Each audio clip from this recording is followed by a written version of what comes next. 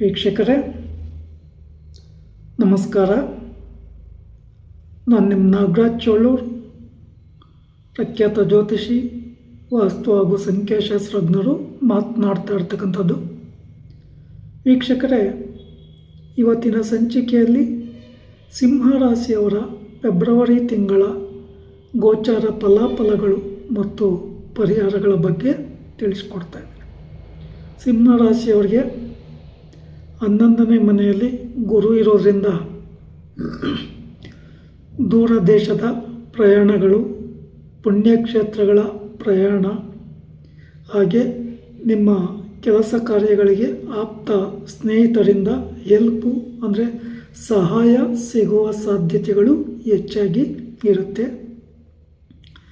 ವಿವಾಹಾದಿ ಶುಭ ಕಾರ್ಯಗಳನ್ನು ಮಾಡಲಿಕ್ಕೆ, ಮನೆ ತೆಗೆದುಕೊಳ್ಳಿಕ್ಕೆ, ವಾಹನಗಳನ್ನು ತೆಗೆದುಕೊಳ್ಳಿಕ್ಕೆ, ಇನ್ನಿತರೆ ವಿಚಾರ, ಹೊಸ ವ್ಯಾಪಾರ ವ್ಯವಹಾರಗಳನ್ನು ಮಾಡೋದಕ್ಕೆಲ್ಲ ಶುಭವಾಗಿ ಇರ್ತದೆ.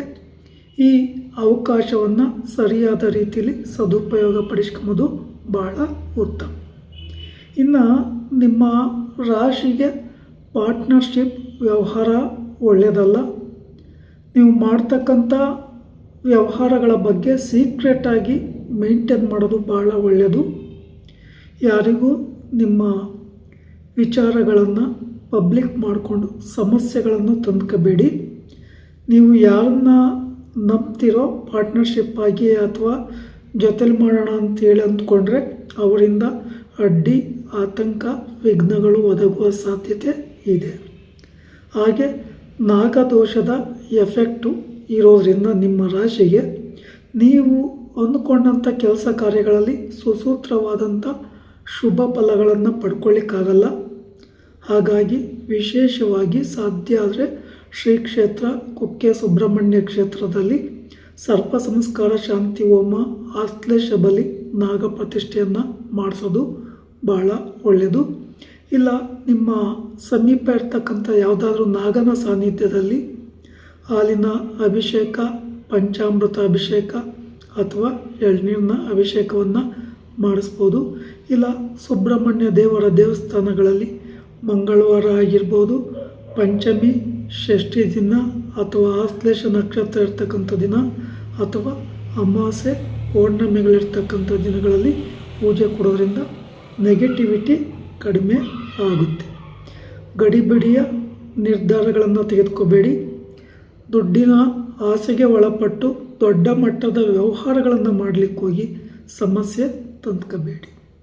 ಇನ್ನು ಆರೋಗ್ಯಕ್ಕೆ ಸಂಬಂಧಿಸಿದ ವಿಚಾರಗಳಲ್ಲಿ ತುಂಬ ಹೆಚ್ಚಿನ ಜಾಗರೂಕತೆಯನ್ನು ವಹಿಸೋದು ಒಳ್ಳೆಯದು. ಅಷ್ಟಮ ಶನಿ ಭಗವಾನರ ದೋಷ ಇರೋದರಿಂದ ತುಂಬ ಹೆಚ್ಚಿನ ಜಾಗರೂಕತೆಯಲ್ಲಿ ಶನಿ ಭಗವಾನರಿಗೆ ಸಂಬಂಧಪಟ್ಟ ಪರಿಹಾರಗಳನ್ನು ಮಾಡ್ಕೊಂಬೋದು ಒಳ್ಳೆಯದು. ಶನಿವಾರಗಳಂದು ಕಟಿಂಗ್ ಶೇವಿಂಗ್ ಮಾಡಿಸ್ಬಾರ್ದು, ನಾನ್ ವೆಜ್ ತಿನ್ನಬಾರ್ದು, ಕಪ್ಪು ಮತ್ತು ನೀಲಿಯ ಬಣ್ಣದ ವಸ್ತ್ರಗಳು ಉತ್ತಮ ಅಲ್ಲ. ಹಾಗೆ ಶನಿವಾರ ಸಂಜೆ ಅಥವಾ ಬೆಳಿಗ್ಗೆ ಶನಿ ಭಗವಾನರ ದೇವಸ್ಥಾನದಲ್ಲಿ ಬನ್ನಿ ಪತ್ರೆ, ಬಿಲ್ವ ಪತ್ರೆಯನ್ನು ಅರ್ಪಣೆ ಮಾಡಿ ಪೂಜೆ ಮಾಡಿಸ್ತಕ್ಕಂಥದ್ದು. ಶನಿ ಭಗವಾನರ ದೇವಸ್ಥಾನದಲ್ಲಿ 8 ಸುತ್ತು ಪ್ರದಕ್ಷಿಣೆ ಹಾಕಿ ಪ್ರಾರ್ಥನೆ ಮಾಡ್ಕೊಂಬೋದು.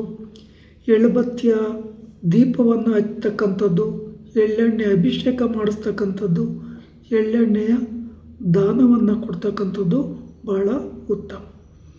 ಈ ಪ್ರದಕ್ಷಿಣೆ ಆಗ್ತಕ್ಕಂಥ ಸಮಯದಲ್ಲಿ ಓಂ ಶಂ ಶನೇಶ್ವರಾಯ ನಮಃ ಈ ಮಂತ್ರವನ್ನು ಆ ಪ್ರದಕ್ಷಿಣೆಯ ಸುತ್ತು ಮುಗಿಯುವವರೆಗೂ ಜಪಿಸೋದು ಒಳ್ಳೆಯದು. ಅಲ್ಲೇ ನವಗ್ರಹಗಳ ಸಾನ್ನಿಧ್ಯ ಇದ್ದರೆ ಅಲ್ಲಿ 9 ಸುತ್ತು ಪ್ರದಕ್ಷಿಣೆ ಆಗ್ತಕ್ಕಂಥದ್ದು ಒಳ್ಳೆಯದು.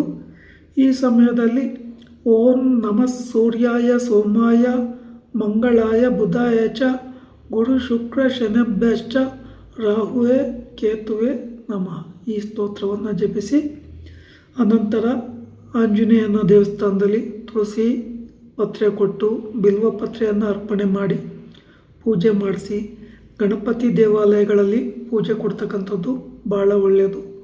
ಹಾಗೆ ವಿಶೇಷವಾಗಿ ದೇವಿ ದೇವಸ್ಥಾನಗಳಲ್ಲಿ ಮಂಗಳವಾರ, ಶುಕ್ರವಾರ, ಭಾನುವಾರಗಳಂದು ರಾಹುಕಾಲದಲ್ಲಿ ಪೂಜೆಯನ್ನು ಕೊಡ್ತಾ ಶ್ರದ್ಧಾ ಭಕ್ತಿಯಿಂದ ಪ್ರಾರ್ಥನೆ ಮಾಡ್ಕೊತಕ್ಕಂಥದ್ದು ತುಂಬ ಉತ್ತಮ.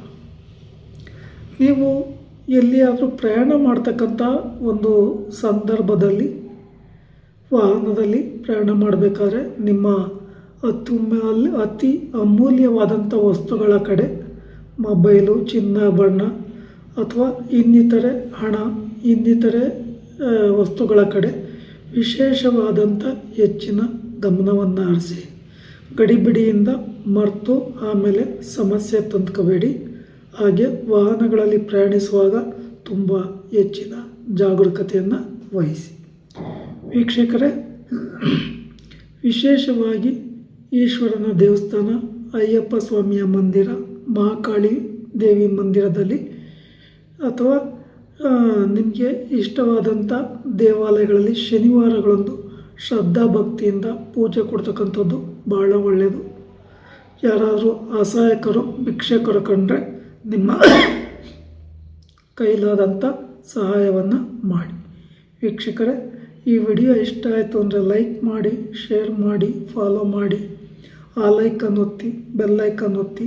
ನಮಸ್ಕಾರ.